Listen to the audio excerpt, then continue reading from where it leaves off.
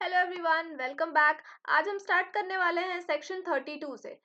Section 32 of भारतीय न्याय संहिता। अभी तक हमने सेक्शन 31 तक कंप्लीट कर लिया है। आप चाहें तो हमारे चैनल की प्लेलिस्ट में जाकर देख सकते हैं।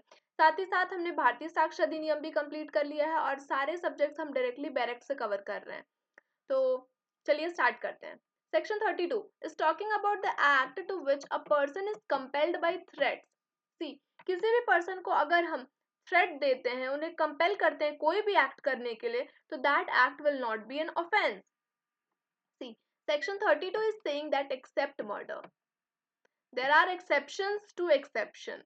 That means सेक्शन 32 में ये बात कही गई कि आप थ्रेट देकर अगर कोई भी काम कर रहे हैं, किसी भी पर्सन को आप थ्रेट दे रहे हैं और उस थ्रेट के चक्कर में अगर वो पर्सन कोई एक्ट कर देता है, तो that act is not an offence.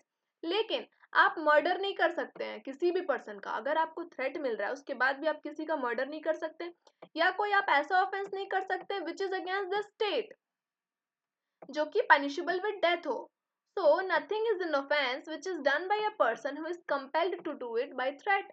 अगर आपको कंपेल किया जा रहा है, थ्रेट दिया जा रहा है कुछ भी ऑफेंस करने के लिए, तो आपको एक्सेप्शन मिल जाएगा सेक्शन 32 का। लेकिन अगर आप किसी का मर्डर कर देते हैं या ऑफेंस अगेंस्ट द स्टेट कर देते हैं which is punishable with death, तब आपको सेक्शन 32 के एक्सेप्शन नहीं मिलेगी।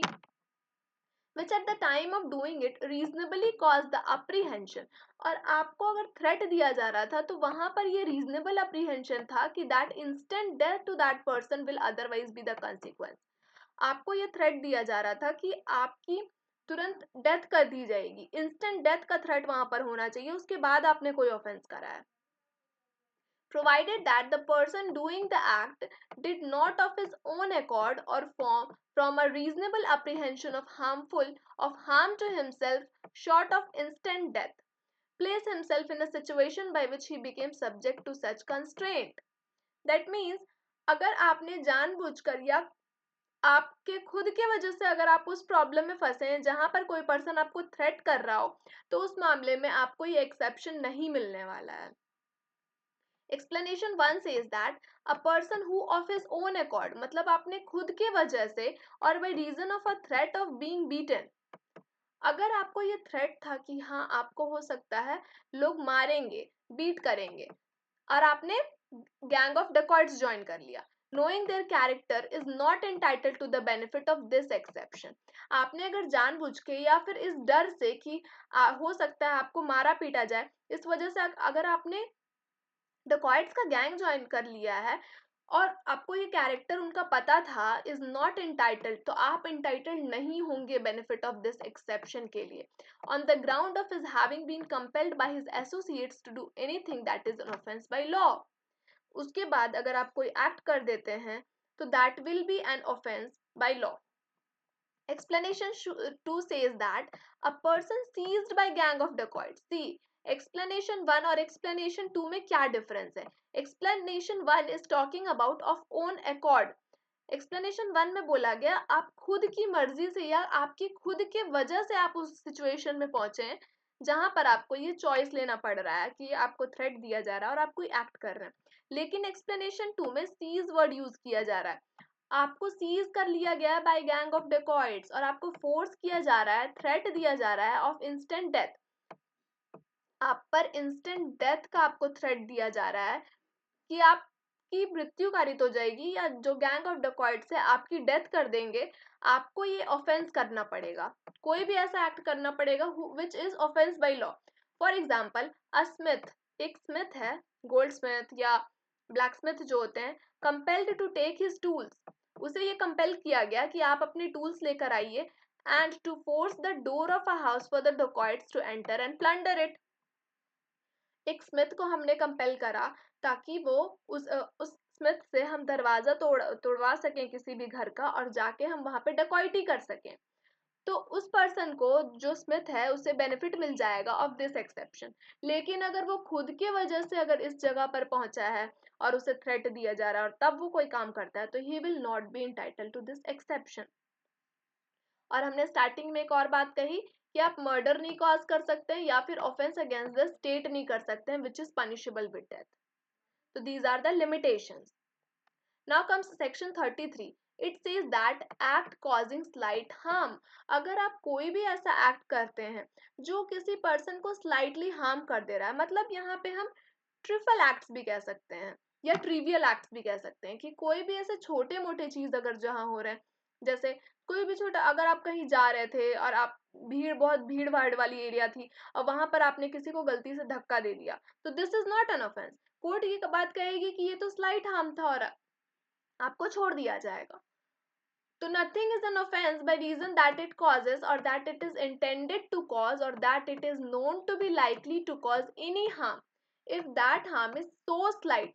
वो harm इतना slight था कि कोई भी ordinary sense का person या temper का उस बात को लेकर complain नहीं करेगा। तो this is section 33। Now comes of right of private defence. अब यहाँ से हम प्राइवेट डिफेंस की बात करने वाले हैं, मतलब आप कब अपनी प्रॉपर्टी या दूसरे की प्रॉपर्टी या अपनी जान या दूसरे की जान बचाने के लिए आप क्या क्या चीजें कर सकते हैं। तो section 34 is saying that things done in private defence. अगर आप प्राइवेट डिफेंस में कोई भी ऐसा एक्ट करते हैं तो उस एक्ट को हम ऑफेंस नहीं बोलेंगे विच is done in exercise of right of private defence. 35 says that right of private defense and of body and of property। तो जो प्राइवेट डिफेंस है आपका, वो आपके पास बॉडी को भी प्रोटेक्ट करने के लिए और प्रॉपर्टी को भी प्रोटेक्ट करने के लिए। तो every person has a right subject to restrictions.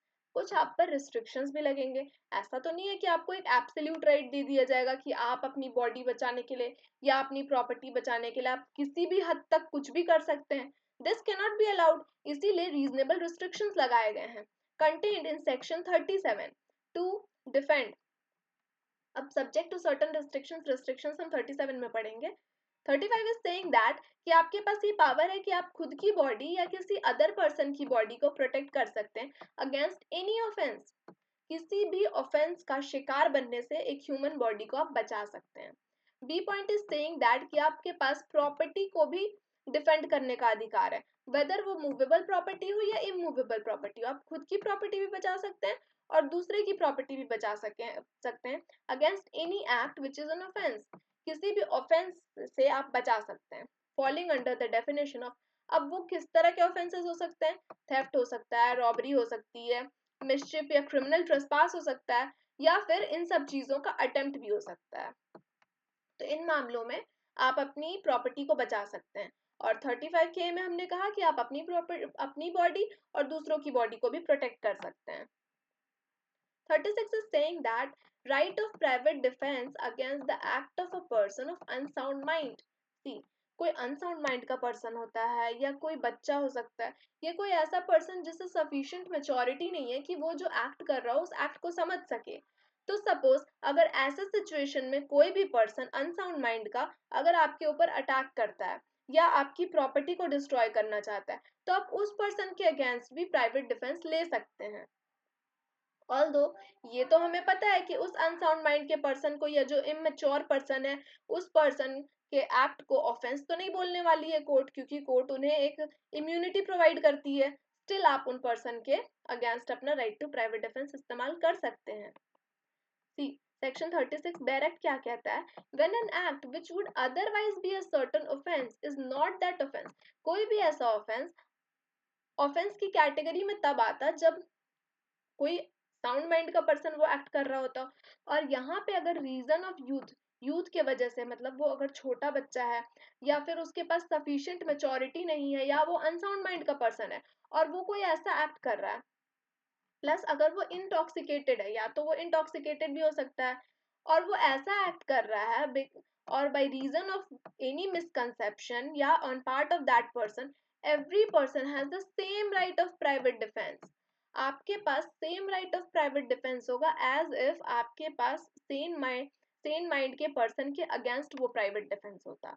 यहाँ पर आप यूथ के या इमेच्योर अंडरस्टैंडिंग वाले पर्सन या अनसाउंड या इंटॉक्सिकेटेड पर्सन के against same amount of reasonable defence ले सकते हैं जो आप एक सेम पर्सन के अगेंस्ट लेते। This is section 36।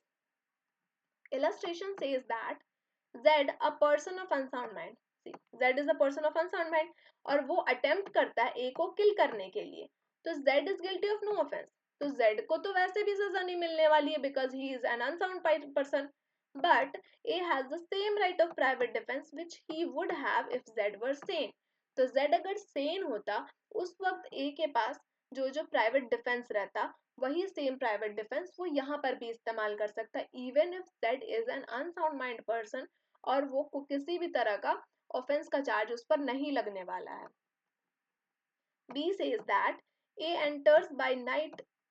रात में ए एंट्री लेता है एक घर में which he is legally entitled to enter जिस घर में घुसने की लीगली इंटाइटलमेंट थी उसकी और जेड को गुड फेथ में ये लगता है कि ए जो है वो हाउस ब्रेकर है और वो अटैक करने आया है वो अटैक कर देता है जो जेड है वो ए पर अटैक कर देता है ये सोचकर कि ए तो है वो हाउस ब्रेकर है मतलब मेरे घर में वो गलत इरादे से घुस रहा है हो सकता है मेरे घर में वो चोरी करे डाका डाले कुछ भी हो सकता है तो here Z by attacking A under this misconception commits no offense तो यहाँ पर Z ने कोई ऑफेंस नहीं करा इवन इफ ए के पास लीगली एंटाइटलमेंट था कि वो उस घर में घुस सके और वो रात में उस वक्त घर में घुस रहा था तो जेड को ये लगा कि ए जो है हाउस ब्रेकर है और उसने अटैक कर दिया स्टिल जो जेड है जेड ने मिसकंसेप्शन की वजह से ए पर अटैक किया है तो Z is entitled of no offence Z पर तो कोई ऑफेंस का चार्ज नहीं लगेगा लेकिन साथ ही साथ ए जो है ए के पास भी same right of private defence है अगेंस्ट जेड क्योंकि ए भी तो आखिर लीगल तरीके से घर में घुस रहा है वो खुद के घर में घुस रहा है which would have if Z were not acting under this misconception Z अगर बिना मिसकंसेप्शन के भी अगर ए पर अटैक कर रहा होता तो जितनी पावर ए के पास उस समय रहती उतनी ही पावर अभी भी है वो प्राइवेट डिफेंस का यूज अभी भी कर सकता है. This is section 36. Now comes section 37 which is talking about the act against which there is no right of private defense. कुछ एक्ट ऐसे होते हैं जिसके अगेंस्ट प्राइवेट डिफेंस नहीं होता है हमारे पास वो कैसे एक्ट है There is no right of private defense against an act which does not reasonably cause the apprehension of death. जहाँ पर reasonable अप्रीहेंशन ऑफ डेथ नहीं है मतलब डेथ का डर नहीं है हमारे पास या तो कोई ग्रीवस हर्ट भी नहीं होने वाली है इफ डन और attempted to be done by a public servant जो कि किसी पब्लिक सर्वेंट द्वारा किया जा रहा है acting in good faith under the colour of his office though the act में not be strictly justifiable by law see अगर कोई भी पब्लिक सर्वेंट कोई भी ऐसा एक्ट कर रहा है जिससे हमें पता है कि हाँ यहाँ पे रीजनेबल डेथ या ग्रीवियस हर्ट तो नहीं होने वाला है तो हम राइट ऑफ प्राइवेट डिफेंस का इस्तेमाल नहीं कर सकते हैं because that person is a public servant और वो अपने ऑफिस में जो उसे मतलब अपनी वो ड्यूटी फॉलो कर रहा है और वो गुड फेथ में अगर ये काम कर रहा है ऑल्दो ये हो सकता है कि वो जो जिस तरह से कर रहा है वो स्ट्रिक्टली जस्टिफिएबल बाय लॉ ना हो B point says that against an act which does not reasonably cause apprehension of death or grievous hurt, if done or attempted to be done by direction of public servant acting in good faith under the collar of his office, though that direction may not be strictly justifiable by law.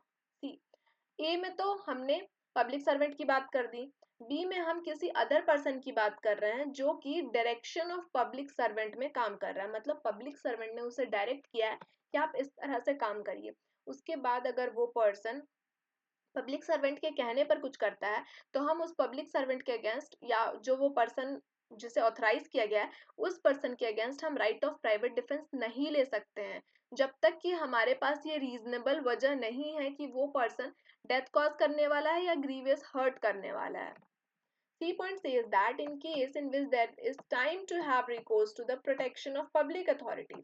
Third point is saying that अगर आपके पास reasonable time है कि आप public authority के पास जाके police officer के पास जाके police station जाकर आप कंप्लेन कर सकते हैं उस वक्त आपको प्राइवेट डिफेंस लेने की कोई ज़रूरत नहीं है आपको पुलिस स्टेशन जाके कंप्लेन करनी पड़ेगी Subsection 2 says that right of private defense in no case extends to infliction of more harm than it is necessary to inflict for the purpose of defense.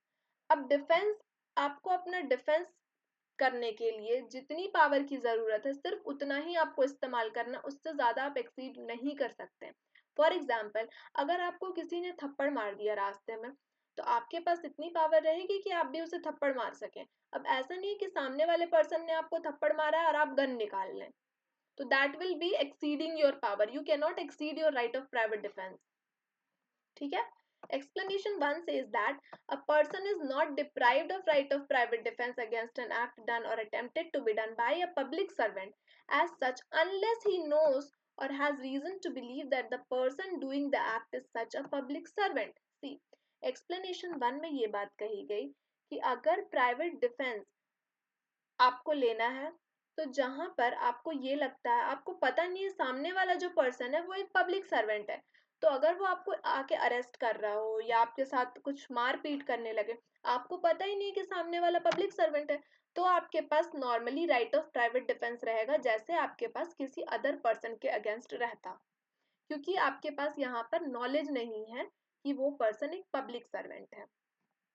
Explanation 2 says that a person is not deprived of right of private defense. Explanation 1 और 2 में हमने क्या क्या बात पढ़ी. Explanation 1 में भी ये बोला गया कि कब हमें राइट ऑफ प्राइवेट डिफेंस हम अपना इस्तेमाल कर सकते हैं. 2 में भी यही बात बोली जा रही है कि defence against an act done और attempted to be done by direction of public servant. अब कोई भी पर्सन जो under the direction of public servant कुछ काम कर रहा है, अगर आपके पास नॉलेज नहीं है कि वो पर्सन पब्लिक सर्वेंट के कहने पर हमारे घर आया है, फॉर एग्जाम्पल अगर हम वारंट लेके किसी के घर जाते हैं, कि सर्च वारंट अगर हम लेके गए हैं, उसके घर की तलाशी हमें लेनी है और हमने उसे अपना जो वारंट है हमने वारंट उसे नहीं दिखाया और हम डायरेक्ट घर में घुस गए, तो सामने वाले पर्सन को क्या पता कि आप पुलिस ऑफिसर हो या पब्लिक सर्वेंट हो या क्या हो. सामने वाला पर्सन तो अपनी राइट ऑफ प्राइवेट डिफेंस का इस्तेमाल करेगा ही कि आप हमारे घर में ना घुसिए. तो इस मामले में ये बोला गया कि जहां पर भी पब्लिक सर्वेंट खुद जा रहा है या डायरेक्शन दिया है किसी अदर पब्लिक सर्वेंट को और आपको पता नहीं है कि वो पर्सन एक पब्लिक सर्वेंट है, तो आप उसके खिलाफ राइट ऑफ प्राइवेट डिफेंस का इस्तेमाल कर सकते हैं. और अगर वो पर्सन अपनी अथॉरिटी दिखा देता है, आपको बता देगा कि हाँ I am a public servant या रीजनेबल बिलीव अगर आपको दिला देता है वो, उसके बाद आप प्राइवेट डिफेंस का इस्तेमाल नहीं कर सकते हैं. Section 38 says that when right of private defense of body extends to causing death. अब अपनी बॉडी या दूसरे की बॉडी बचाने के लिए आप किन मामलों में डेथ तक कॉज कर सकते हैं, यहाँ पर ग्राउंड्स दिए हुए हैं. सेक्शन 38 बात कर रहा है कुछ ग्राउंड्स का, जैसे असॉल्ट हो गया, as may reasonably cause the apprehension that death will otherwise be the consequence of such assault. कोई पर्सन अगर आप पर असॉल्ट कर रहा है या फिर आपके किसी रिलेटिव पर, फ्रेंड पर, फैमिली मेंबर्स पर, किसी भी पर्सन पर अगर कोई असॉल्ट कर रहा है और ये रीजनेबल अप्रीहेंशन है कि हाँ death will be the consequence, assault को अगर हमने नहीं रोका तो हो सकता है हमारी जान चली जाए या जो हमारे रिलेटिव्स हैं या हम दोस्तों को जिनको बचाना चाहते हैं उनकी जान चली जाए, तो उस मामले में आप राइट टू प्राइवेट डिफेंस अपना डेथ तक भी कॉज कर सकते हैं. Such an assault as may reasonably cause the apprehension that grievous hurt will be the otherwise consequence. See, एक तो हमने बोल दिया कि डेथ हो सकता है कि आपकी डेथ हो जाए अगर आपने प्राइवेट डिफेंस का इस्तेमाल नहीं किया. सेकंड पॉइंट है हो सकता है कि ग्रीवियस हर्ट कॉज हो जाए, तो ग्रीवियस हर्ट से भी खुद को प्रोटेक्ट करने के लिए या दूसरों को प्रोटेक्ट करने के लिए you can use the right of private defence which can extend up to the causing of death. Third point is saying that with the intention of committing rape. See, suppose कोई भी person की ये intention थी to commit rape, intention word यहाँ पर important है, तो उस मामले में भी डेथ कॉज करी जा सकती है. An assault with intention of gratifying unnatural lust, अगर इंटेंशन है किसी भी पर्सन का अगर कोई भी गलत काम करने का, तो उसमें भी आप अपनी right of private defence up to the causing of death कर सकते हैं. With the intention of kidnapping या अबडक्शन, कोई पर्सन अगर आपको किडनैप करना चाहता है या अबडक्ट करना चाहता है, उसका ये आशय है, तो आप उसमें भी राइट ऑफ प्राइवेट डिफेंस का इस्तेमाल कर सकते हैं. F point is saying that assault with the intention of wrongfully confining a person. हो सकता है आपको कोई पर्सन बंद कमरे में बंद कर दे या ऐसे जगह पर रख दे जहां से आप पुलिस ऑफिसर तक या फिर पब्लिक अथॉरिटी तक नहीं पहुंच सकते. आपके पास ये रीजनेबल अप्रीहेंशन है कि अगर एक बार मैं यहाँ पर बंद हो गया तो यहाँ से मैं बाहर नहीं निकल सकता हूँ, तो आप उस जगह पर उस पर्सन की डेथ भी कॉज कर सकते हैं. And the last point is saying that an act of throwing और एडमिनिस्ट्रिंग एसिड, अगर आप पर किसी ने भी एसिड थ्रो किया है या फिर अटेम्प्ट करा है कि आप पर एसिड थ्रो हो सकता है और आपके पास रीजनेबल अप्रीहेंशन था कि ग्रीवियस हर्ट हो सकता है इस थ्रोइंग ऑफ एसिड वाले एक्ट से, तो आप उसमें भी right of private defence that means death का इस्तेमाल कर सकते हैं. तो 38 में हमने कितने पॉइंट्स देखे, टोटल हमारे पास 7 पॉइंट्स हैं। पहला पॉइंट है कि अगर डेथ का डर है कि सामने वाला डेथ कॉज कर सकता है। Second point, grievous hurt cause कर सकता है। थर्ड, रेप कमिट कर सकता है। फोर्थ, अननेचुरल लस्ट को वो ग्रेटिफाई कर सकता है। फिर किडनैप कर सकता है या अबडक्ट कर सकता है, या फिर आपको रॉन्गफुली कन्फाइन कर सकता है कि आप पब्लिक अथॉरिटी तक ना पहुंच पाए, या फिर आप पर एसिड थ्रो कर रहा है, या फिर अटेम्प्ट टू थ्रो एसिड कर रहा है, जिससे आपके पास अप्रीहेंशन है कि आपको ग्रीवस हर्ट हो सकता है। तो इन मामलों में you can use your private right of private defense up to the causing of death of that person. Section 39 is talking about when such right extends to causing any other harm other than death. अब death के अलावा आप क्या क्या harm cause कर सकते हैं? See, 38 में जितने भी पॉइंट्स दिए हुए हैं उन पॉइंट्स के अलावा अगर कोई भी पर्सन आपको किसी भी तरह का हर्ट पहुंचाने की कोशिश कर रहा है तो उन मामलों में आप उससे अपना right of private defence use करके उस पर्सन को आप हर्ट कर सकते हैं, लेकिन आप उस पर्सन की डेथ कॉज नहीं कर सकते। ये सेक्शन 39 में कहा गया है। If the offense be not of any of the description specified in section 38, right of private defense of body does not extend to voluntary causing of death to the assailant but does extend under restrictions specified in section 37 to the voluntary causing to the assailant of any harm other than death. Death के अलावा आप कोई भी harm cause कर दीजिए उस person को। 40 is talking about the commencement and continuance of right of private defense of body. अब right of private defence of body तो आपको मिल गया सेक्शन 38 एंड सेक्शन 39 में। अब ये कब तक कंटिन्यू करता है?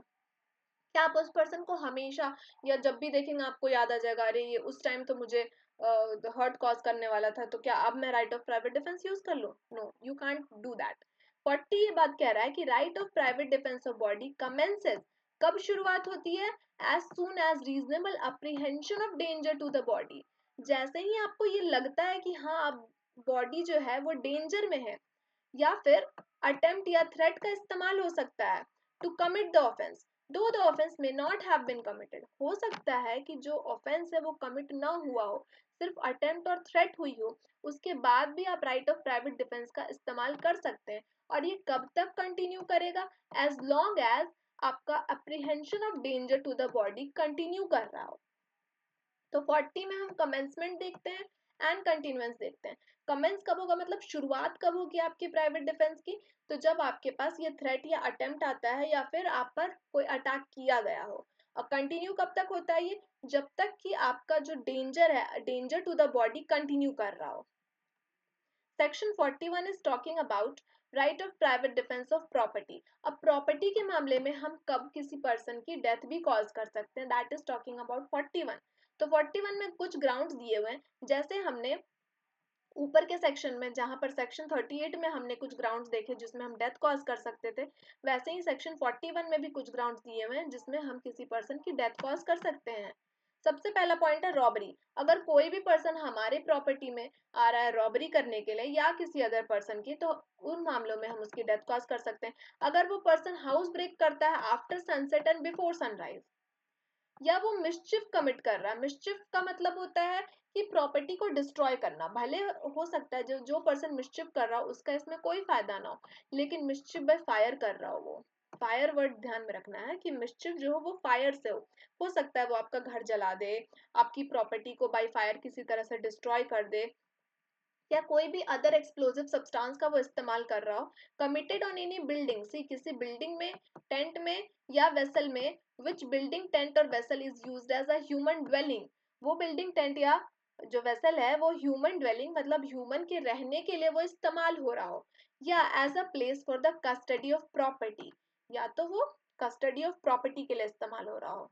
And the last point is saying that अगर थेफ्ट हो रही है, मिसचिफ हो रही है या हाउस ट्रेसपास हो रही है अंडर सच सर्कमस्टांस, ऐसे सर्कमस्टांस में जो कि हमें रीजनेबली लग रहा है कि डेथ या grievous hurt will be the consequence, इस थेफ्ट या मिसचिफ या हाउस ट्रेसपास के वजह से डेथ या ग्रीवियस हर्ट हो सकती है हमारे साथ, तो उस मामले में भी हम प्राइवेट डिफेंस ले सकते हैं। और हमें ऐसा लगता है कि अगर हमने इन 4 सर्कमस्टांसेस में अगर हमने राइट ऑफ प्राइवेट डिफेंस का इस्तेमाल नहीं किया तो हमारी जान जा सकती है या हमारे साथ ग्रीवियस हर्ट भी कॉज हो सकता है। तो दिस इज सेक्शन 41। अब नाउ 42 इज टॉकिंग अबाउट कि कब हम अदर देन डेथ हम कब तक हार्म किसी को कर सकते हैं। तो जब 41 के जितने भी इंग्रेडिएंट्स थे, अगर वो सब में अगर कोई भी पर्सन फॉल कर रहा हो जो हमारे साथ या हमारी प्रॉपर्टी के साथ कोई क्राइम कर रहा हो, तो उन केसेस में तो हम डेथ कॉज कर सकते हैं। लेकिन अगर अबव पॉइंट के अलावा अगर किसी भी तरह का, सपोज जैसे यहाँ बी पॉइंट में दिया हुआ house breaking after sunset and before sunrise, तो अगर वो हाउस ब्रेक तो कर रहा है लेकिन after sunset and before sunrise नहीं कर रहा, वो दोपहर में हाउस ब्रेकिंग कर रहा है, तो हम उस पर्सन को हर्ट तो कर सकते हैं, हार्म तो कर सकते हैं उस पर्सन को, लेकिन उसकी डेथ कॉज नहीं कर सकते। मतलब सेक्शन 41 में अगर नहीं फॉल कर रहा है हमारा ये ग्राउंड, तो हम उस कोई भी अदर हार्म कर सकते हैं accept causing him dead.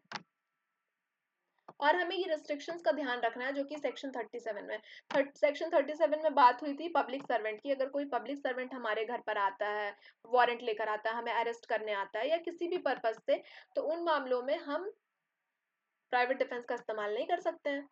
Section 43 is talking about the commencement and continuance of right of private defence.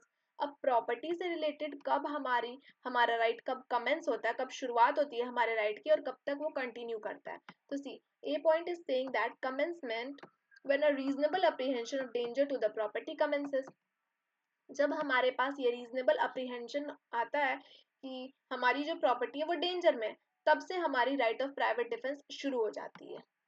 Against theft continues till the offender has effected his retreat with the property, or either the assistance of public authorities is obtained or the property has been recovered. See, अगर कोई theft होता है तो theft के मामले में जब तक हमारी प्रॉपर्टी वापस हमारे हाथ में नहीं आ गई है, या तो हमने किसी पब्लिक अथॉरिटी के पास जाकर कंप्लेन ना कर दी हो, पब्लिक अथॉरिटी हमारी हेल्प कर रही हो, तो तब तक हमारी जो प्राइवेट डिफेंस है वो कंटिन्यू करने वाली है। अब रॉबरी के मामले में कब तक कंटिन्यू करती है, तो as long as the offender causes या attempts to cause any person death, hurt या रॉन्गफुल रिस्ट्रेंट, और as long as the fear of instant death और ऑफ इंस्टेंट हर्ट और of instant personal restraint continues. Section 43 में बहुत ही सीधी language में IPC की तरह ये भी जो भारतीय न्याय संहिता है, ये बहुत ही क्लियर वर्ड्स में हर बात की हुई है, यहाँ पर ये इतना टेक्निकल नहीं है समझने में। सबसेक्शन 3 इज सेइंग दैट कि रॉबरी के मामले में जब हमें लगता है कि अब हमारे पास अभी भी डेथ का डर है या हर्ट हो सकते हैं या फिर हमें रॉन्गफुली रिस्ट्रेन किया जा सकता है, या फिर हमारे मन में जब तक फियर हो कि हमारे साथ हो सकता है इंस्टेंट डेथ हो जाए या इंस्टेंट कोई हमें हर्ट कर दे जो रॉबरी कर रहा हो, या इंस्टेंट पर्सनल रिस्ट्रेंट हमारा कंटिन्यू कर रहा हो, तो इन मामलों में हमारे पास right of private defence continue रहेगा। D point is saying that against criminal trespass. अब क्रिमिनल ट्रेसपास या मिस्चिफ के मामले में जब तक कि कमीशन ऑफ क्रिमिनल ट्रेसपास या मिस्चिफ कंटिन्यू कर रहा हो, तब तक हमारा प्राइवेट डिफेंस कंटिन्यू करने वाला है। E point is saying that house breaking के मामले में, जो house breaking after sunset and before sunrise हो रहा था, तो वो हाउस ट्रेसपास से या हाउस ब्रेकिंग से रिलेटेड तब तक हमारी right of private defence exist करेगी जब तक वो पर्सन हमारी प्रॉपर्टी में है। ठीक है, तो दिस इज सेक्शन 43 आपको आई होप समझ आ गया होगा। कमेंसमेंट एंड कंटिन्यूएंस की हम बात कर रहे हैं, राइट ऑफ प्राइवेट डिफेंस जो कि प्रॉपर्टी से रिलेटेड है। 44 is the last section of this chapter. It says that right of private defense against deadly assault. अगर कोई भी डेडली असॉल्ट हो रहा है किसी जगह पर और वहां पर रिस्क है कि हो सकता है अगर हमने गोली चलाई या हमने कोई एक्शन लिया उससे किसी भी पर्सन की डेथ हो सकती है या किसी भी पर्सन को चोट लग सकती है जो कि एक निर्दोष व्यक्ति है, स्टिल हमें वहां पर अपनी ड्यूटी तो करनी पड़ेगी। या फिर राइट ऑफ प्राइवेट डिफेंस के नाम पर राइट ऑफ प्राइवेट डिफेंस हमारा तो सीज नहीं हो जाएगा। तो इसलिए सेक्शन 44 में ये बात कही गई है, if in the exercise of right of private defence, अगर हम अपने प्राइवेट डिफेंस का इस्तेमाल कर रहे हैं अगेंस्ट एन असॉल्ट, किसी असॉल्ट के अगेंस्ट जहां पर ये रीजनेबल अप्रीहेंशन है कि हमारी डेथ हो सकती है, and the defender be so situated that he can not effectually exercise that right without the risk of harm to an innocent person. हम अपनी जान बचाने के लिए हम अपनी जान बचाने का कदम तब तक नहीं उठा सकते हैं जब तक हो सकता है कि हम किसी इनोसेंट पर्सन की जान को खतरे में ना डाल दें। हो सकता है कि जो डिफेंडर है ऐसे सिचुएशन में है जहां पर वो अगर अटैक करता है, उस पर जो पर्सन अटैक कर रहा है उसे अगर वो डिफेंड करता है, उस पर अगर अपना डिफेंस इस्तेमाल करता है, तो हो सकता है किसी इनोसेंट पर्सन की भी जान खतरे में पड़े, still he can use that right of private defence. Illustration, देखिए इसका illustration says that A is attacked by a mob. A पर एक मॉब ने, एक भीड़ ने अटैक कर दिया। Who attempt to murder him. जिस भीड़ ने ये अटेम्प्ट करा कि ए की मर्डर कर दिया जाए। He can not effectually exercise his right of private defence. He मतलब कौन? ए पर्सन अपना राइट ऑफ प्राइवेट डिफेंस तब तक इस्तेमाल नहीं कर सकता है जब तक वो भीड़ पर गोली ना चला दे। और वो अगर भीड़ पर गोली चलाता है तो उसके पास ये रिस्क तो रहेगा कि जो यंग चिल्ड्रन हैं, जो कि मिंगल या मिक्स हो गए हैं उस मॉब से, तो उन पर भी हो सकता है कि शायद उन्हें भी गोली लग जाए या उन्हें भी किसी तरह का चोट हो जाए। तो ए अगर इस वक्त गोली चलाता है तो he committed no offence if by so firing he harms any of the children. तो आई होप आपको ये सेक्शन समझ में आ गया होगा। नेक्स्ट वीडियो में हम चैप्टर 4 स्टार्ट करने वाले हैं। Thank you.